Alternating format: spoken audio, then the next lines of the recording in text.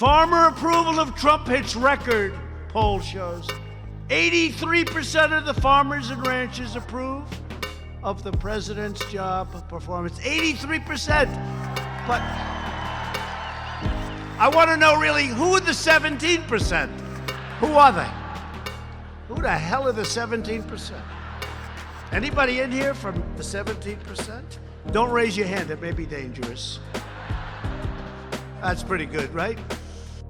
On this episode of Just Informed Talk, it's going to be a rude awakening for those who doubt that Q is real. And we're going to get into that in covering the latest new Q posts, President Trump's latest speech where he basically acknowledges Q, puts his hand up and says, I am a part of it, but it's too dangerous to admit it publicly, even though he's antagonizing the fake news by saying they need to ask the question. And we're going to get into possible pictures that exist of Adam Schiff at Ed Buck's house. I don't know. You guys are going to want to stick around to hear that and a whole bunch more. Hi, my name's Craig. Welcome to another episode of Just Informed Talk. You know, I always like to start by saying thank you if you've hit that subscribe button. We're already at 240,000 subscribers, and that's even with the suppression algorithms at YouTube and Google pushing this content down and keeping it away from a broader organic audience by design, really. So that's just a testament to how much you guys are doing a great work in sharing this channel and getting it out there. So I always invite you, if you haven't yet, please come here, click the big red subscribe button, make sure you hit the bell for notifications. And now I have to tell you even further, if you hit the bell for notifications, make sure you pick all for the selection in the Dropbox so you get notified as soon as each one of these videos actually gets posted. So that aside, I want to say we do have brand new Q posts. We're going to get into those. December 29, 2019 was the last post we had. Now today, January 19th, 2020, exactly 21 days since Q has last posted, or 22 depending on how you count it. Now here we are. We have Q coming back at a very opportune time. Plus, we have everything that you kind of saw in the opening of the video here. President Trump going out on stage in Austin, Texas, and basically confirming Q again. And we're going to get into some of the bigger stories that are out there today. So let's just jump right into it. What is Q, right? When did we really learn what Q was? And this is a post from November of 2017 where it was told to us this way. It says, you can count the people who have the full picture on two hands. Of those, less than 10 people, only 3 are non-military. Why is this relevant? Game theory, outside of a potential operator who has been dialed in with orders specific to his/her mission, nobody else has this information. Operators never divulge. Alice in Wonderland, right? Think about what that means. And then the very next post here, or a few posts later, saying the 3-letter agencies embedded tracking up channel into POTUS's Twitter to specifically target through specialized geo and send his location. We anticipated this. See post a few hours ago. It has begun. Perhaps more posts to follow as expected imminent departure. So this was all a tumultuous time, right as President Trump was really only, 10 months in to his office. And this was a point at which we were being told, hey, this is our back channel. This is how we're going to get information out to you. They're threatening the president of the United States by shutting down his Twitter. And this is the beginning, really, of the Great Awakening, which a lot of people would argue maybe started with Trump and his election, or even before that with some of the different movements. But for all intents and purposes, let's just say in this scenario, this is what's important to kind of glean off of that we have the latest 2 posts today, right? Today's post, the Great Awakening, Q. And then the next one says, the shot heard around the world, the Great Awakening, a week to remember, Q, which is kind of an anon posting this post from January 21st, 2018, and Q just referencing it for us to look at.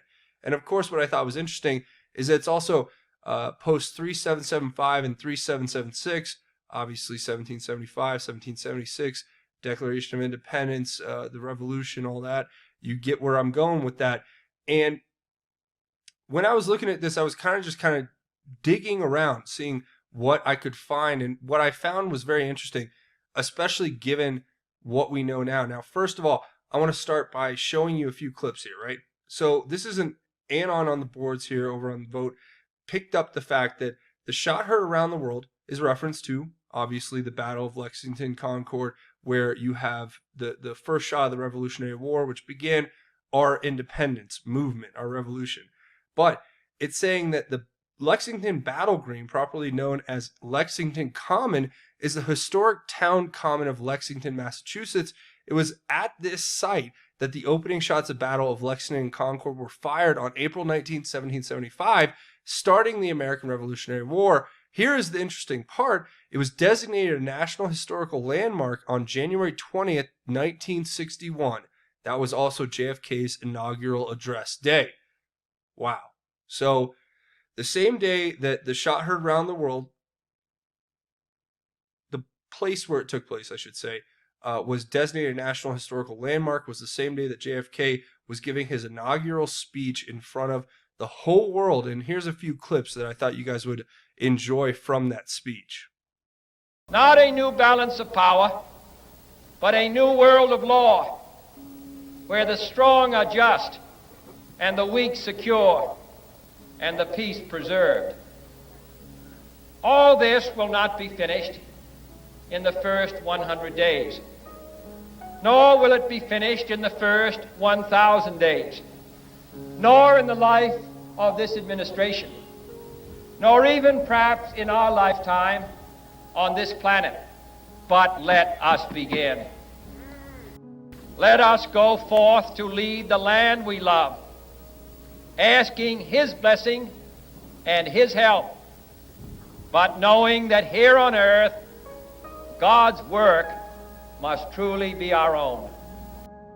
And to remember that in the past, those who foolishly sought power by riding the back of the tiger ended up inside.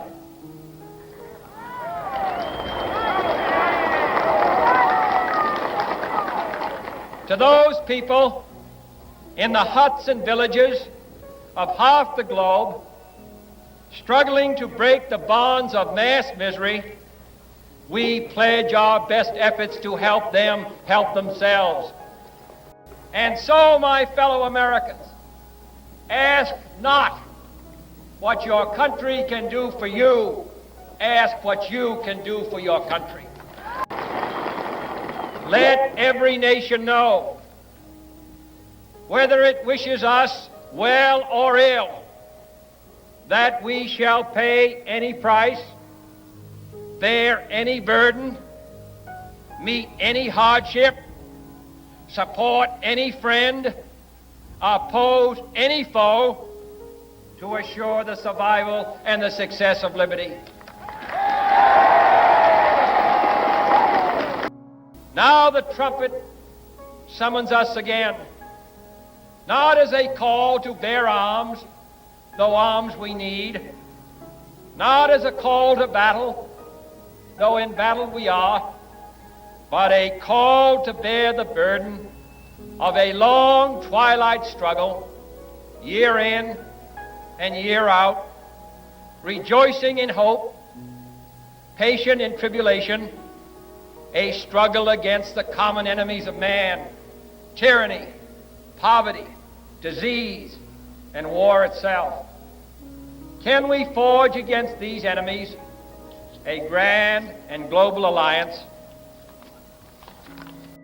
The world is very different now, for man holds in his mortal hands the power to abolish all forms of human poverty and all forms of human life. And yet the same revolutionary beliefs for which our forebears fought are still at issue around the globe.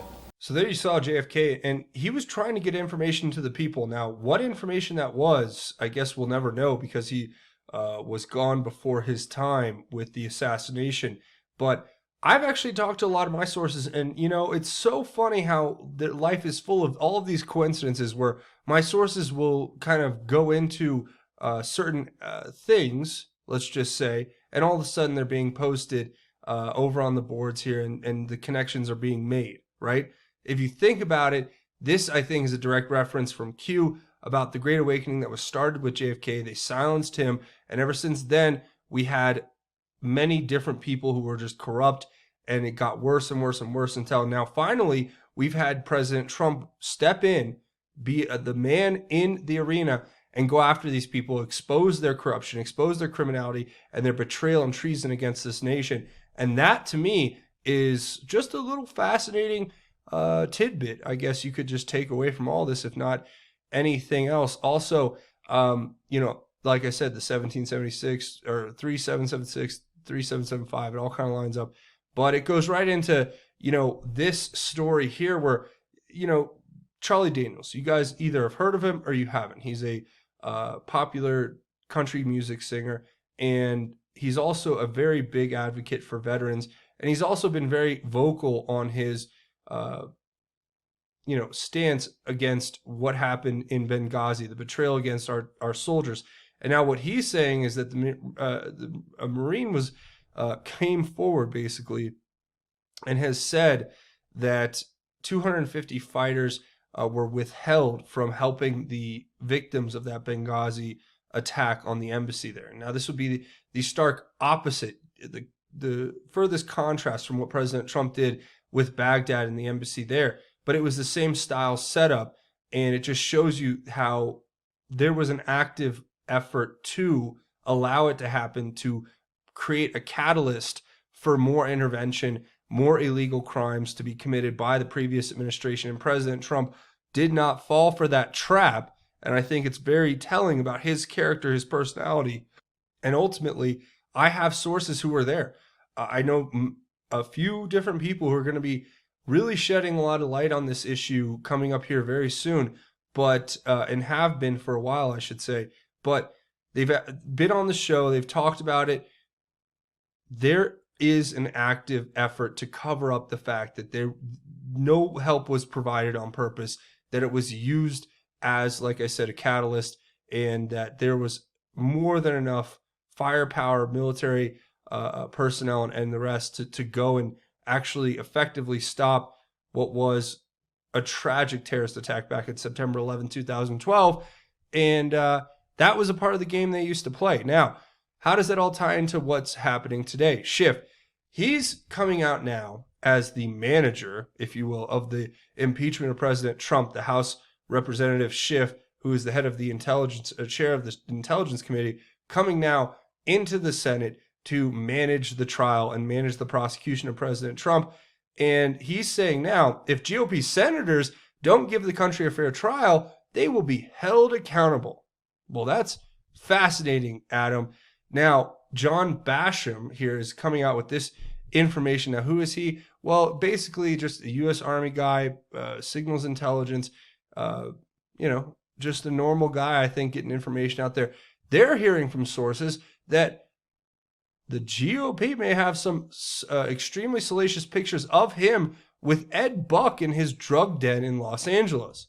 Well, I wonder what that could be a reference to. Maybe the Standard Hotel. Of course, other sources reporting the same story and demanding that these pictures, if they exist, come out. Well, to me, I don't want to jump to conclusions because we all know that that's what the left does. It's the left taking the Steele dossier and running with it and saying, oh yeah, President Trump was in a hotel in Russia with these women of the night, right? Having these crazy, weird things happen. But in this particular case, I think the evidence is that strong between the connections between the donor, Ed Buck, Adam Schiff, what was happening at Ed Buck's house, the multitude of sick and in my opinion satanic things that happen around these people, and what Q has given us as far as information about Rachel Chandler, the Standard Hotel, and the different connections that exist there. So it's definitely a lot more there than most people may even understand. But why is that all coming out now, and what are we about to experience that's going to be massive? It's funny. I think I made this prediction a couple weeks ago, and I said in 3 weeks something big's coming. And I'm not making these predictions just out of nowhere. I'm talking to people and I'm hearing, hey, and I'm doing the research and it's like, hey, big things are happening. Here you have the Clinton Foundation whistleblower who had his home raided by the FBI for 6 hours, now speaking out. Who is this? Of course you remember Dennis Nathan Kane, somebody Q told us in the past, needs to basically stay safe and protected. Why? Because he's one of the first people to expose the criminality of the Clinton Foundation, and he's been targeted, obviously, over time since by the deep state leftovers and Obama holdovers who are trying to, who are actually in the process of running an active coup against President Trump, trying to blockade any investigations into their criminality, while at the same time projecting their own criminal malfeasance onto those who are trying to, push for investigations of them. It's really nefarious, disgusting stuff. But you read through the story, and you can understand that what I see here that I thought was interesting was it says, are you starting to understand that we have a two-tiered legal system in America today? There's a DOJ, FBI, and media complex that protects Democrats and destroys and hides any record of Democrat wrongdoing. And then there's a DOJ that arrests and jails Republicans and Trump supporters and threatens and destroys anyone associated with the Trump movement. And this, my friends, is exactly what is happening to us today, where since the beginning, we've only asked for equal justice under the law. But time and time again, we've been shown that these people are being given enough rope to you-know-what. Okay, and what do I mean by that?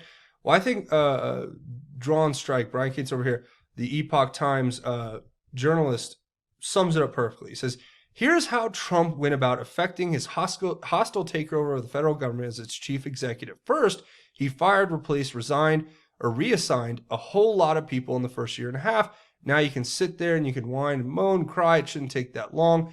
That changes nothing. People who don't know the real world or how the real world works don't succeed at anything. Trump's a massive success, starting to figure out why he doesn't listen to media talking heads. It says, after replacing the key saboteurs, obstructors with his own people, some of whom appeared to be saboteurs and obstructors themselves, Trump and Sessions moved on to the exposure phase of the military-style Mildeck operation. Mildeck means military deception. It says Trump's team of Sessions and Flynn and others worked very hard coming up with this plan to effect this hostile takeover before Trump ever assumed office back in 2015, when, thanks to his own private intelligence agency, Trump was very aware Obama and company were already spying on him.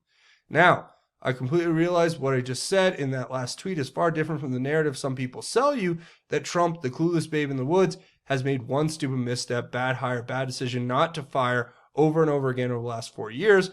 Trump is a master of deception. Many Trump supporters do not know this, or they do not believe this, so they can't accept it. Trump gets stuff done because he uses fake leaks and disinformation agents to keep his enemies and stupid friends out of his way.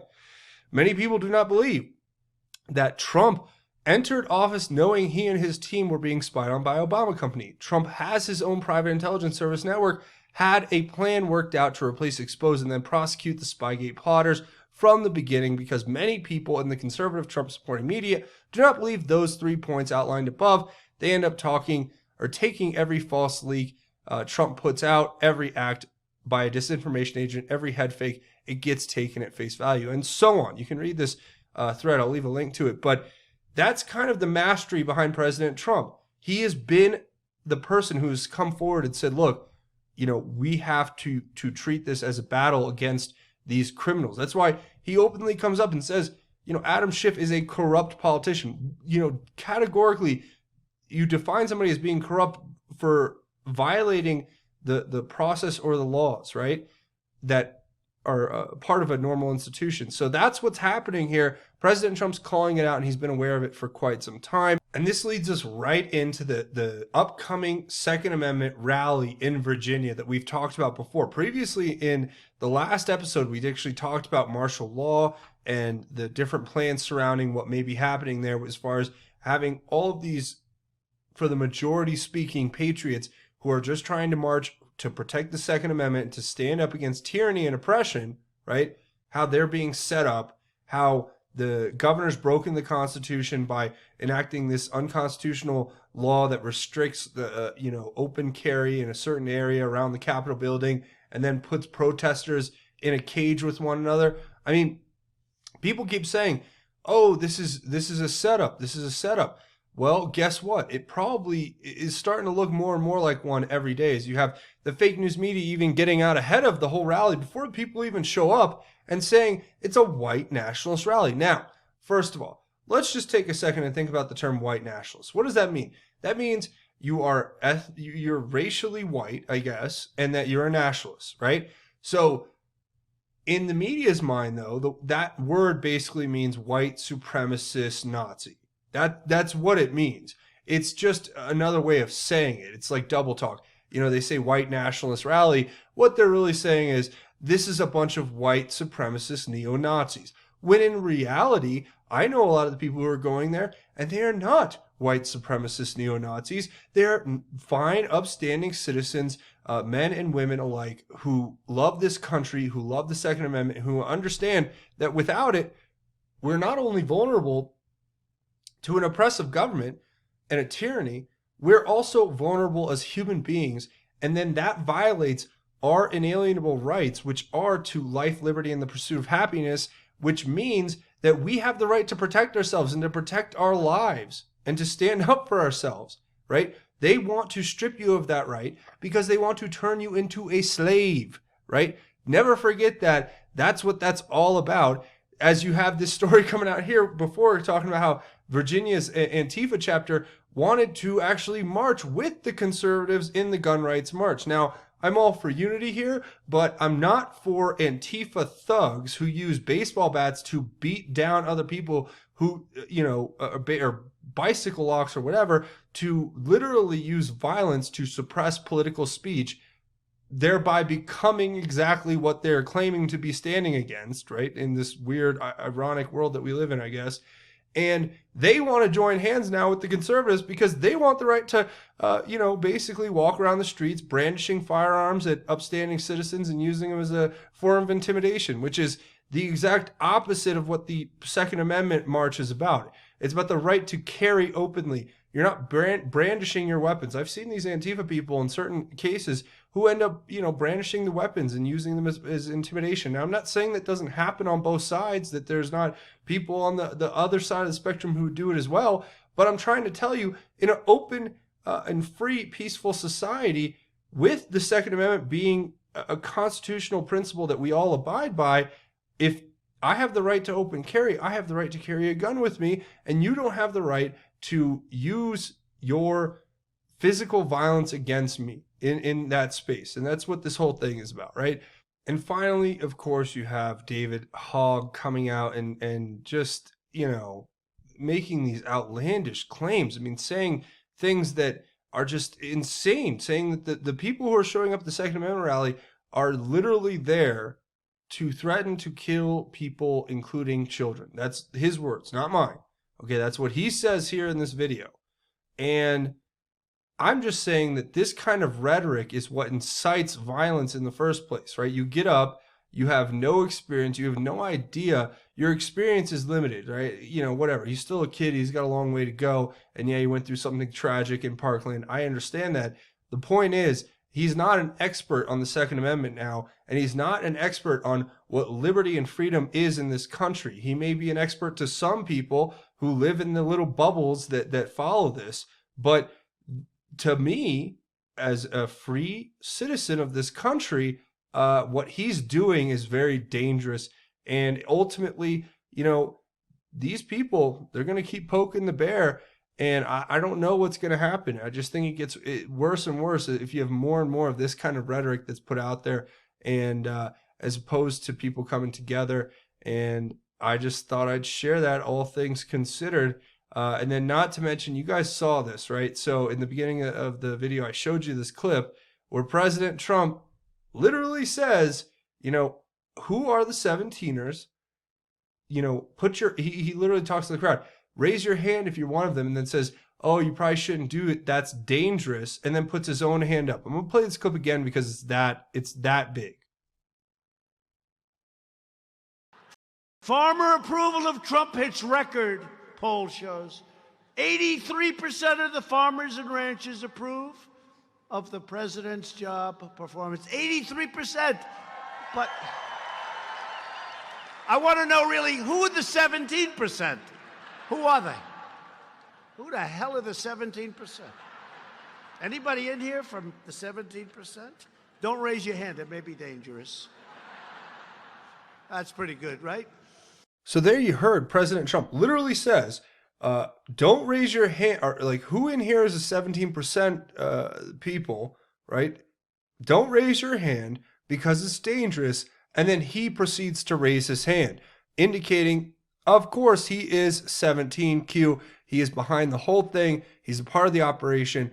And the fake news media is going to keep covering it up. And it's just going to get worse. But it's only going to get worse for them. So that's where we're going to go ahead and wrap it up. A few more things before we go. Watch these videos. Share them on your social media. You guys have to hit the share button to get this out there. That's how this works.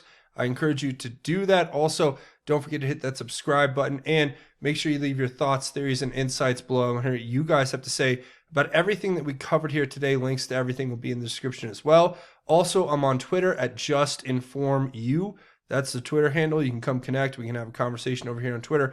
A lot of interesting stuff happening over here, so you can come follow me on that. Also, justinformednews.com, the official website for Just Informed Talk. Links to different news sites and other information that you need, plus breaking new videos from the channel here. So that's always good. And you have the backup channel here, bitshoot.com/justinformedtalk.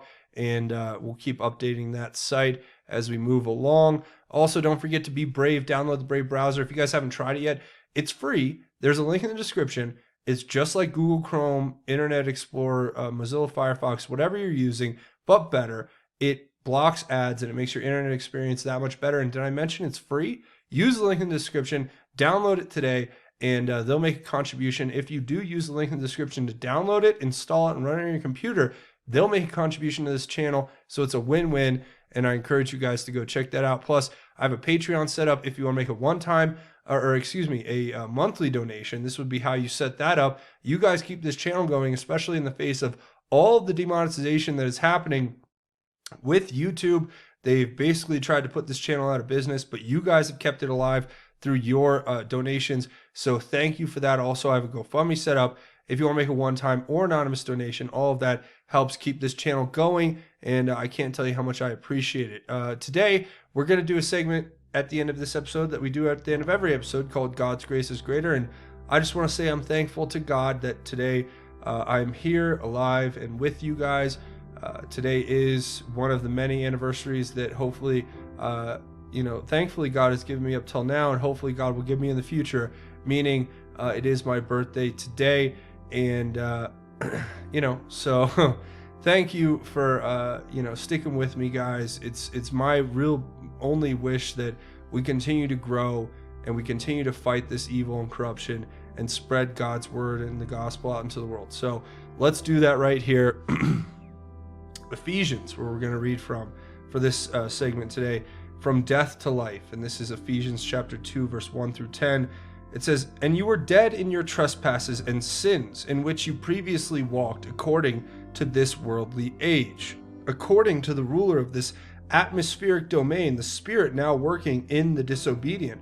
We too all previously lived among them in our fleshly desires, carrying out the inclinations of our flesh and thoughts, and by nature we were children under wrath, as the others were also. But God, who is abundant in mercy, because of his great love that he had for us, made us alive with the Messiah, even though we were dead in trespasses. By grace you are saved. He also raised us up with him and seated us with him in the heavens in Christ Jesus, so that in the coming ages he might display the immeasurable riches of his grace in his kindness to us in Christ Jesus. For by grace you are saved through faith, and this is not from yourselves. It is God's gift, not from works, so that no one can boast. For we are his creation, created in Christ Jesus for good works, which God prepared ahead of time so that we should walk in them." And look, that's my message to you guys. I want to remind us all that God's given us a path, right? We have to accept it. We have to embrace it. We have to understand that we were living in sin, and we're going to constantly struggle to be righteous men and women for God and do the right thing, but we have to prevail in that struggle every time. We have to choose the right thing, even if it's harder. We have to choose to help others, even if it inconveniences ourselves. We have to choose to be better for God every single day so that we can become better for our family and friends and loved ones. And I'm not sitting here from my pulpit preaching down at you. I'm talking to you as another human being, somebody who is acknowledging that I'm imperfect, that I make mistakes, but I want to get better every day. I live as close to a righteous and perfect life as I can, but I understand that I'm imperfect. I have the humility to understand that God is the only thing that is perfect. Jesus Christ and his sacrifice is the only thing that was perfect, and the Holy Spirit living in us is the only thing that is perfect.